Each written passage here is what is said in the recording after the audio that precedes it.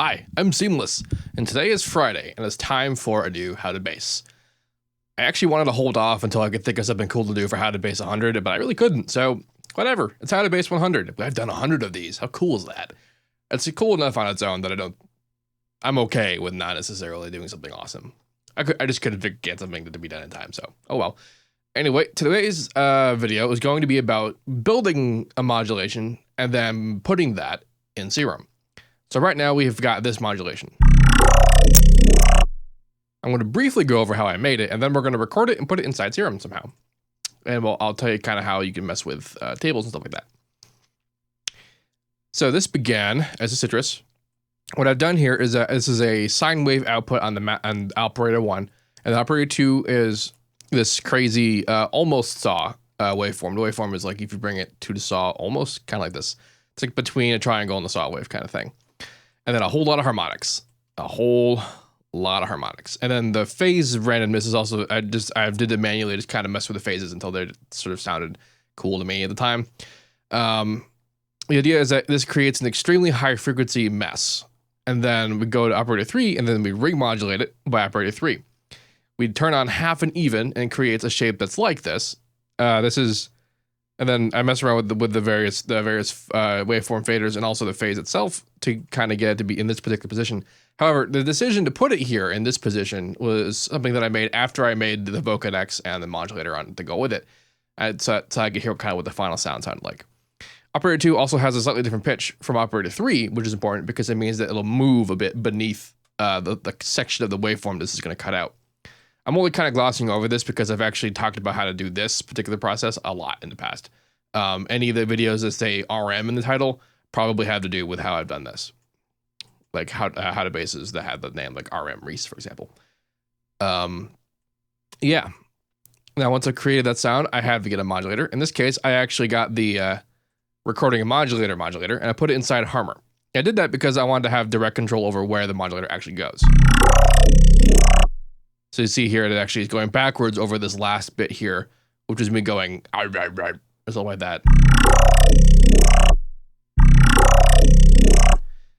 This is a very small part of a kind of a large piece, so that like getting this, but getting like this exact modulation was a bit difficult. But if you zoom in, far enough, it gets a little bit easier to do precise modulation, that kind of thing. I could have also come in here if I knew that it was going to be this part, and like copied this value, pasted it in one side, copied the value the other side, placing the other side. Then it would have done just fine. But I was doing it blind, so to speak. And insert 1 is where the citrus went. There's a bit of EQ going on in here and some wave shaping just to get it to sound sharper. The EQ was also something that I did after the vocoding was applied so that I could hear how it sounded. Modulator has also a little bit of EQ and some high passing so that the low end doesn't get busy.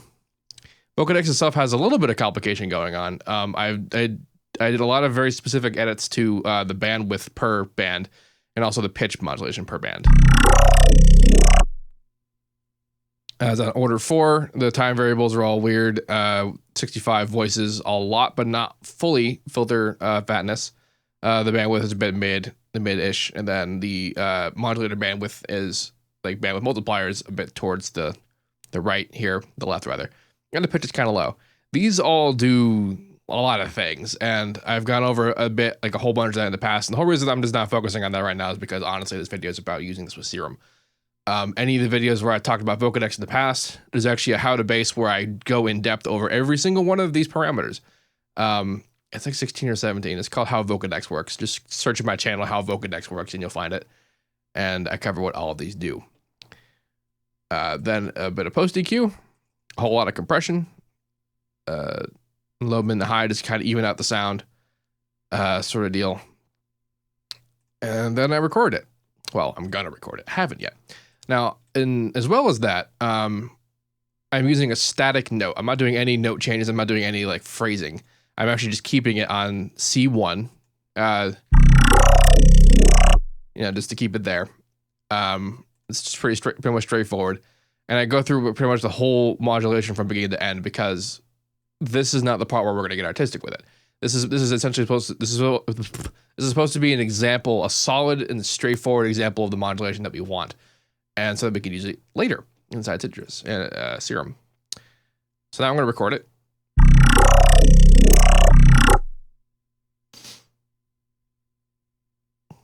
now we have the file.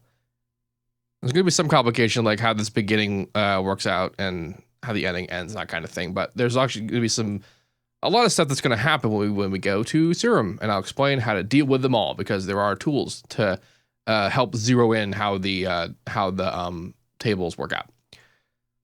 So the first thing I'm going to do is I'm going to go in here and I'm going to, in the formula window here, I'm going to tell it that this is C0. You might be thinking, well, that was C1. Why is that? And it's because Citrus's pitch ratio, if you remember, is by default at ratio 2, which is double. It's 1 octave higher than what is base level. So this means that when it says it's C1, it's because it's actually C0. So now it's C0. And what this is saying it to it now is that this, like, it's telling it like at what rate it's gonna split everything, and hopefully it'll be the correct wave split of all of them, and it'll do a pretty good job. Boink. And so we can see the first issue is present with this first frame, which is not really working out, but we're not gonna mess with that for right now. Let's go look at what this looks like in the main window here. Looks pretty solid. And by solid, I mean it has a particular look for it. And what I'm looking for is that you can kind of see how like there's this constant shelf here, and like this like 0 area here. And since that's staying in the center, that's not going anywhere, as opposed to kind of leaning one way or the other. That's what it'll look like if you get the pitch wrong. So let's put a note down there. Let's use E. Why not?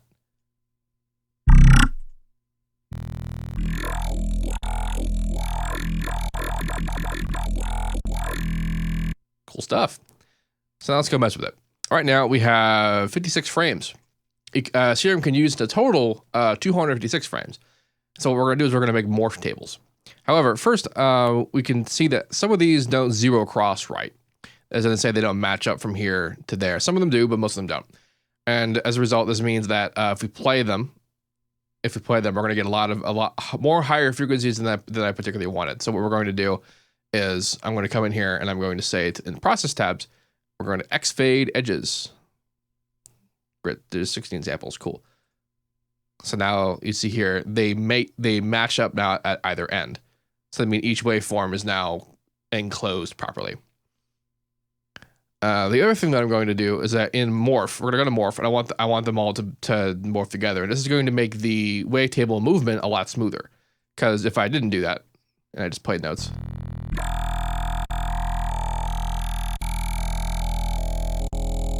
That's what really slow morphing sounds like.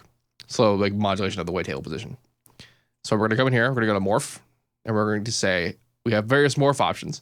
And in the spectral option, this is what I prefer, I'm going to use 0 fundamental phase. And what this is going to mean is that the fundamental tone, the bass note, the actual note, like the sine wave that is the base of all of this, is going to start at the beginning and terminate at the end, precisely one correctly zeroed phase oscillation in every single frame. So boink.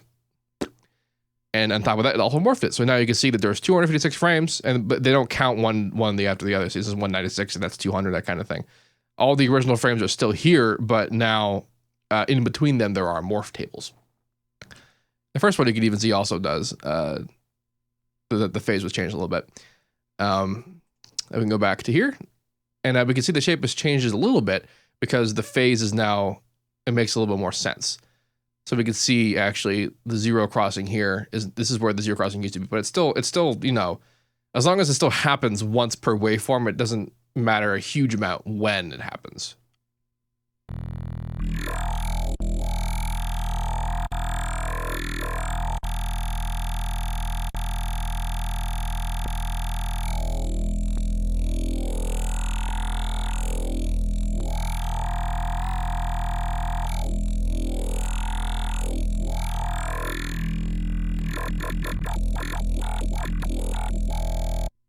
And that's actually pretty good. You probably could just stick with that. But the last thing that I'm going to do, I'm going to come in here, I'm going to select the first table, I'm going to hit the minus button.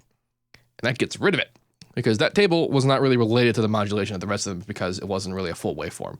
And that's because there was delay in the recording. The Maximus here, I have some LMH delay, and I also have a little bit of attack on the master, which is going to introduce latency to everything. As a result, when I hit the record button, the very beginning was delayed slightly. And I went and I continued to have this mistake just so I could show you what it looks like when there is that mistake. You can solve this by just getting rid of the delay on either side. And that's like you could do that and that gets rid of your delay, but that might also kind of screw with how Maximus behaves if you're using Maximus at all. But yeah, that's that kind of thing. And now we have a wavetable.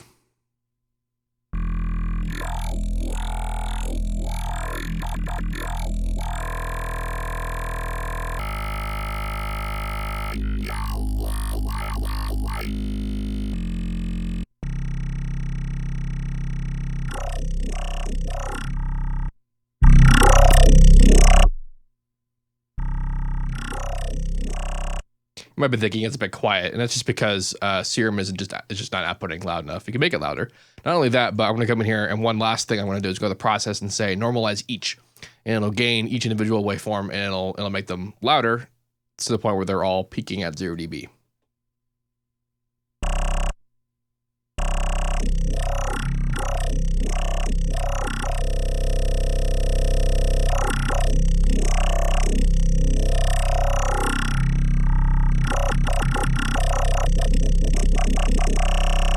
And now you can use this waveform, do whatever you want with all of the usual Serum accoutrements, including the warp tables, which are awesome.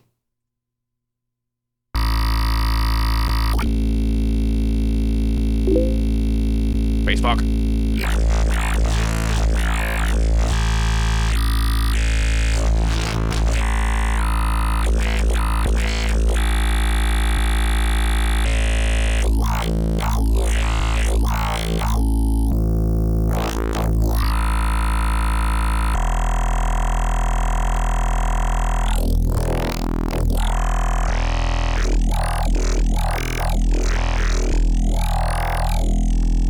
I have a lot of fun with that. So yes, and that is how you make a table in Serum. And that's how you can make a bass ahead of time and then use it in Serum. A lot of the tables that I made in Serum that I actually shipped with Serum were sounds that I've already made that I made long before I knew Serum was a thing. Which means that I did stuff like I made, slide notes and phrases and a lot of weird modulation, that kind of thing. I would take tiny segments of modulation that I could use to be inside Serum. And this is how you make a sound ahead of time with the idea that you're going to use it in Serum. You make it one note, not a lot of pitch modulation, not a lot of movement, a single spread of the automation from from min to max, that kind of thing. And then that makes it very easy for Serum to calculate that into becoming a wavetable. And that's and then everything else that I showed you is more or less just the regular process of getting things to jigger and fit. And there's a lot more things you can do to solve a lot more problems you could possibly have in terms of making a table in Serum. But for that, I would recommend that you read the manual. If you have any questions about any of this, let me know. And as usual, have a nice day.